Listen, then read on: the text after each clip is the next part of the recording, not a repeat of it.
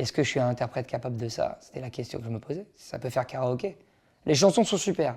Les gens qui les ont interprétées sont incroyables. Qu'est-ce que je vais faire, moi? Je vais apporter quoi? Ils savent mieux que nous, je pense, l'histoire de nos rois de France, Hermann, Peter, Elga et Hans, à Göttingen. Que personne ne s'offense, mais les contes de notre enfance, il était une fois commence à Göttingen. Il est né un peu par hasard. Il faut être à l'écoute des choses qui nous font envie. Parfois, c'est pas du tout ce qu'on attend, ce qu'on voulait. Piano-voix, avec les chansons de mes idoles, de ceux qui m'ont donné envie de faire de la musique. Donc ça a été tout un travail, très studieux, très méticuleux, pour vivre ces chansons et simplement être dans chaque mot, dans chaque mot de chaque chanson pour qu'elle soit personnelle, originale. Mon regretté manager Jean-Philippe Allard, qui nous a quittés il y a quelques semaines maintenant, qui avait provoqué la rencontre avec Baptiste. Et au départ, c'était juste pour un concert. Le Piano Day en 2022, c'est un événement international autour du piano. On s'est rencontré avec Baptiste, on ne se connaissait pas du tout. Notre langue n'est pas la même, on a eu du temps en plus pour se trouver un espace commun. Et Baptiste est un virtuose du piano, son école c'est le jazz, il compose pour la musique classique aussi, mais il adore la chanson. On a commencé à partager des chansons pour voir si on pouvait faire un petit répertoire de reprises. D'un concert, on a fait 2 autres plus tard à la scène musicale, on a dû étoffer le répertoire. La ville s'endormait, j'en oublie le nom. Sur le fleuve en amont, un coin de ciel brûlait. La ville s'endormait, j'en oublie le nom. Il y a des chansons, par exemple, de Barbara ou Brel, qui sont des auteurs, compositeurs, interprètes, qu'on a du mal à reprendre. C'est tellement, comment dire, absolu ce qu'ils ont réussi. Ils ont réussi un truc au niveau de l'écriture, au niveau de la musique, au niveau de l'interprétation. C'est des sommets. Donc quand on y va, on pourrait être écrasé par le poids de la comparaison. Et en fait, non, c'est pas ces chansons qui me posaient problème, parce que je vis avec depuis tellement d'années. C'est des chansons qui m'ont touché depuis l'enfance. Et aussi, si on se l'est autorisé maintenant, c'est que je pense qu'il y a 5 ou 6 ans, j'avais l'impression que ces artistes-là étaient encore très partagés par la génération.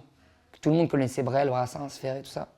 Je me dis que maintenant, il y a peut-être la génération d'en dessous, dont certains nous écoutent et viennent nous voir en concert, qui vont découvrir des artistes qu'ils ne connaissent pas tant que ça. Ça me plaît. Ce truc de passeur, c'est aussi un moyen de se décontracter vis-à-vis de ce qu'on fait aussi. Voilà, on passe des super chansons. Donc si ça peut les ramener vivants, parce que c'est atemporel en fait. Vous étiez servis simplement de vos armes. La mort n'éblouit pas les yeux des partisans. Vous aviez vos portraits sur les murs de nos villes, noirs de barbe et de nuit, hirsutes menaçants. Le fait de pouvoir être le porteur de ce message, à ce moment si précis, 80 ans de la mort des 23 de l'Affiche Rouge, c'était un grand honneur qui nécessitait de disparaître derrière les mots et la musique. Et je pense que c'est pour ça que c'était un moment si intense.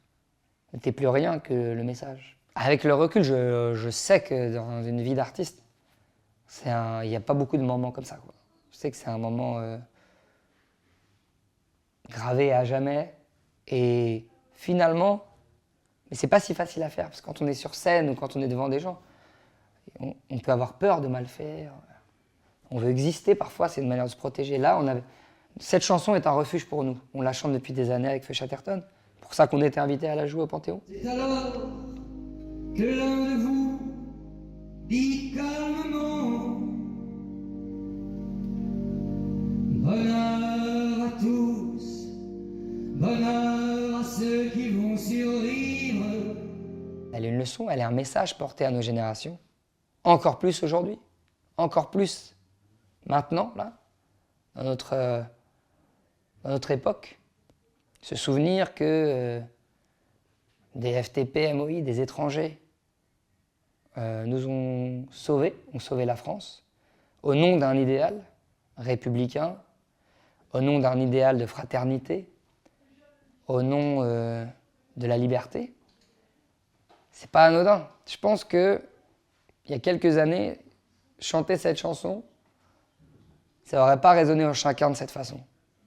Pas pour rien que les gens l'ont reçu de cette manière. On sent avec le temps qu'il y a des choses qu'on ne peut pas forcément exprimer au sein du groupe, et plutôt qu'il y ait des frustrations, quand on n'a qu'un canal d'expression, on veut tout mettre dedans, ça permet à chacun d'explorer, de se libérer de certaines frustrations, et aussi de revenir nourri d'inspiration et de nouveautés. Pour que ça marche bien, au bout de 15 ans, il faut continuer à prendre des risques, à inventer, à se nourrir. Et en fait, dans les projets de chacun, bah, c'est ce que ça permet. Quand on se retrouve, on est content d'être là. Alors c'est mardi, si on l'écrit. À jamais. On décide, puis de rien, on revient sur sa décision. On oublie. J'ai l'impression que c'est un hasard. Et j'aime bien me fier au hasard. Souvent, le hasard est proche de la nécessité. Mais j'écris depuis toujours, moi je viens de là. En fait, j'ai commencé à faire de la musique parce qu'au lycée, je disais des textes, des poèmes, j'appelais ça des textes, que j'écrivais à Sébastien et Clément, qui sont les compositeurs du groupe, donc il y a plus de 15 ans maintenant.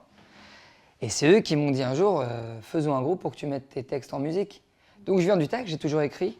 J'ai développé cette manière d'écrire rapidement, avec les poèmes automatiques, écriture automatique.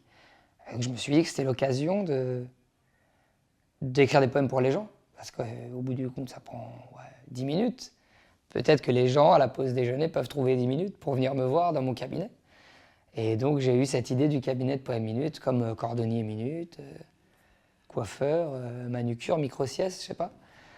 Et bah voilà, j'ai rencontré les gens. Et c'est vrai que c'était un truc assez dingue parce que il y a une intimité qui était très rare, même dans la vie en général. On a rarement l'occasion d'être en présence d'un inconnu, quelques minutes dans le silence. Mais aussi un truc très simple de face à face, qu'on n'a pas sur scène. Parce que la scène crée une inégalité quelque part. On est dans la lumière, on est sur la scène, on cherche un partage, ce qu'on est en train de raconter, mais de fait, les gens viennent voir un spectacle. On cherche un éblouissement. Là, dans ce tête-à-tête, c'est une nudité qui est partagée. Les gens sont dans un silence inhabituel, qui est désarmant. Et à partir du moment où je me mets à écrire, moi aussi, je suis dans cette fragilité, cette vulnérabilité où je ne sais pas où je vais et j'écris ce qui vient. Ça peut être maladroit, ça peut être... En tout cas, c'est une nudité. Et là, il y a une connexion très simple, de semblable à semblable. Bien sûr, nous avons la Seine, et puis notre bois de Vincennes, mais Dieu que les roses